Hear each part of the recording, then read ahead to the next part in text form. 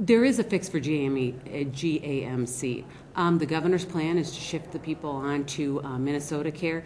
This was not necessarily a reform. There was no reform. This just shifted it for 16 months, moved it for 16 months, and in the bill that was presented, also slashed provider rates by about 50%. So that was unacceptable. What do you make of the bipartisan vote it received? Well, I guess there was some changes in the House that people thought were more of a change than there was. I don't know all the details over there, but in the Senate, I think you will see a pretty solid group of Republicans voting to sustain the veto. Where do you think this issue ought to go from here?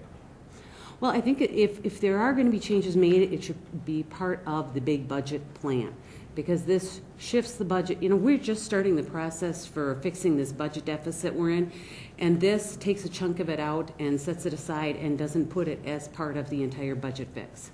So if there is going to be changes made, that's where it needs to be. It needs to be part of that solution. I don't know if that's necessarily the way to deal with negotiations. I didn't support the bonding bill. I thought it was too large. I think obviously the governor thinks it's too large, and I don't know if that's necessarily the way to deal with negotiations and really come out with a good solution on the bonding bill. What would you cut out of it? Oh, off the top of my head, I can't think of anything specific, but there are, I can't deny, there are decent, there are good things in that bill, but I think it's also just excessive, and I think we need to take a look at it, line by line. Is your caucus going to get behind Racino? Apparently, I think Senator Sparks is going to carry the bill in your chamber, and from what I gather, there's going to be a news conference next week. And we haven't discussed that in caucus, so I couldn't speak to what the other folks in my district or in my caucus would be doing. What's your view of it as a one senator? I personally have supported it in the past. I have supported gambling. Why?